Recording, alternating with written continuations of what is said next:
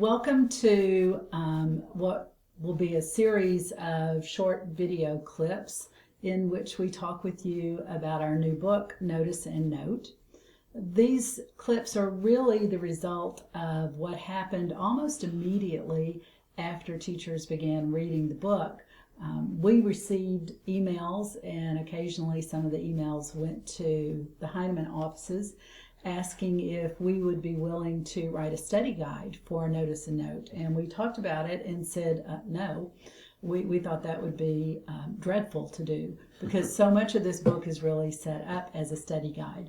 But what we did think would be fun to do would be to do a series of short clips that really sort of give you background information on each of the sections. Little clips that you might choose to watch before you start reading or after you've read a section, clips that you can watch if you're reading the book by yourself, or hopefully instead watch with a group of folks. So we thought we'd talk first about how this book came to be. And it emerged out of some frustrations we felt with what we had succeeded in doing in classes and with what we observed in classes. One of the things that concerned us was that kids didn't seem to us to be becoming as self-reliant and independent as we hoped they would be. We needed to turn out kids who could read texts on their own, but a great deal of their time was being spent under the control of teachers who were doing great things with them to introduce them to texts, awaken their interests in texts, and then extend their understanding of the text through writing and conversation that followed it up. But there was this large period in the middle, this large section in the middle when the student is on his own with the book. And that's a difficult time for the teacher to intervene. After all, the kid has to sit there with the book himself or herself and read it and do things with it.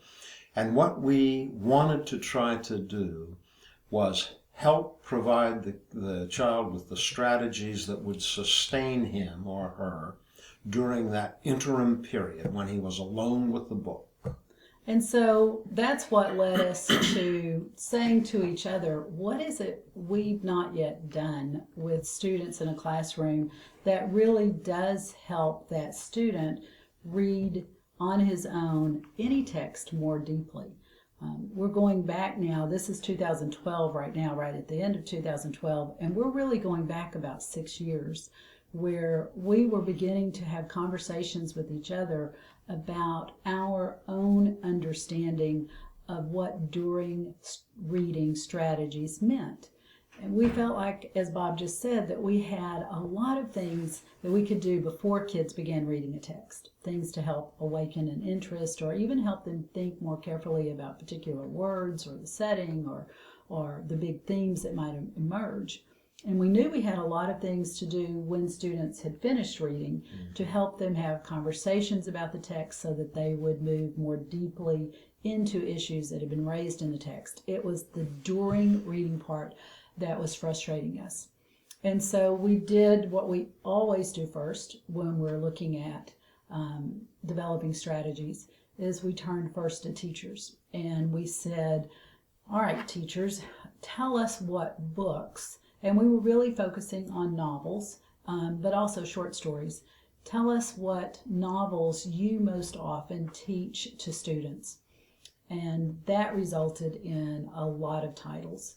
And from those titles, and when you look in Notice and Note, in the very first section called We Begin, you'll see all of those titles that teachers generated, grades 4 through 8, and then high school. And then we began just reading those books. And we really didn't even know what we were looking for.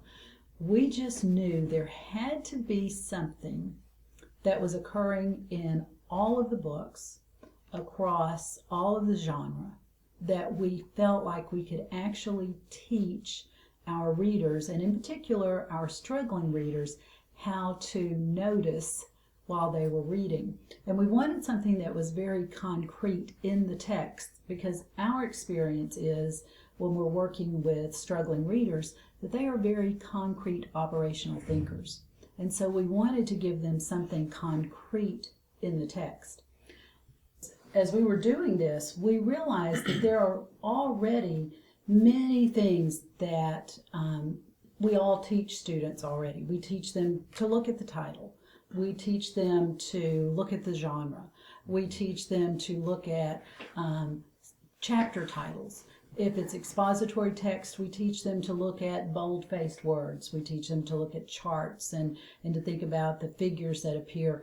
We teach kids to, when they're reading a novel, to look at the first line and ask themselves, why did that grab them? To think about characters' names and what those names might suggest. There are a lot of things that that are already being taught that we don't actually cover in this book. We wanted to find additional things that would actually create a disfluent reader.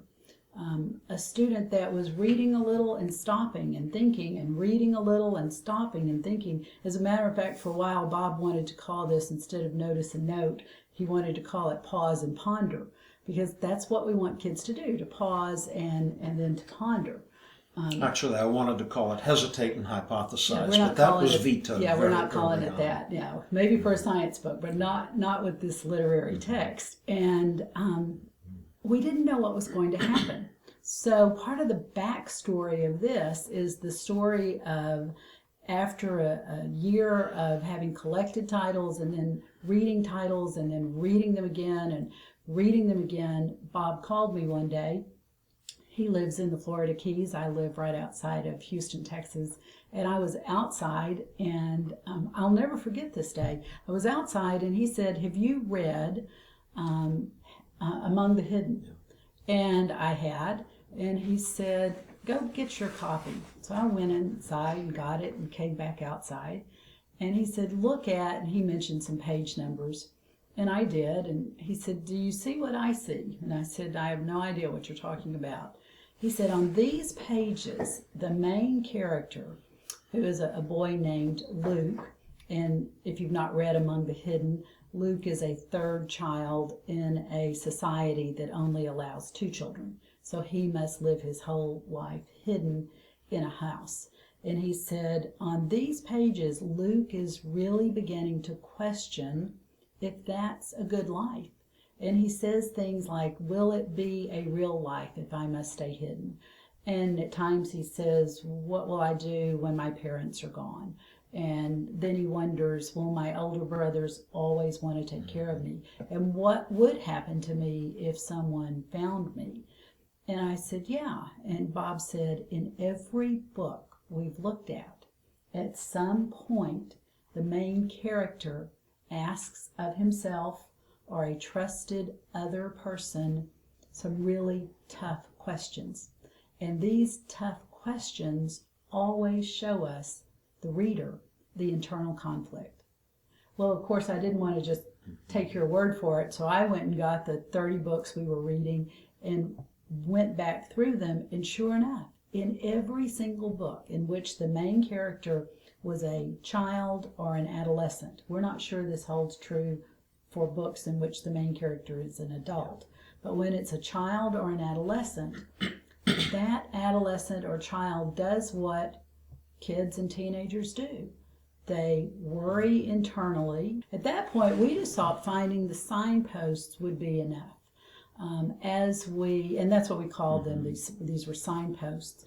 As we went back and kept reading and reading and reading, we eventually came across, I think 12 or 13, what we thought were signposts that if a kid saw them would slow them down and help them think more intently about the character development, about the relationship of setting to plot or setting to character development, about conflict resolution, about plot development, sometimes about symbols, and often about the theme.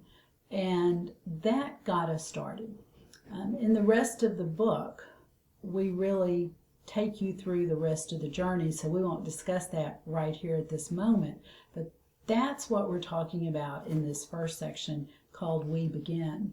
So we would encourage you to read that section, to pay attention, especially, let me point out some things right here. Pay attention especially to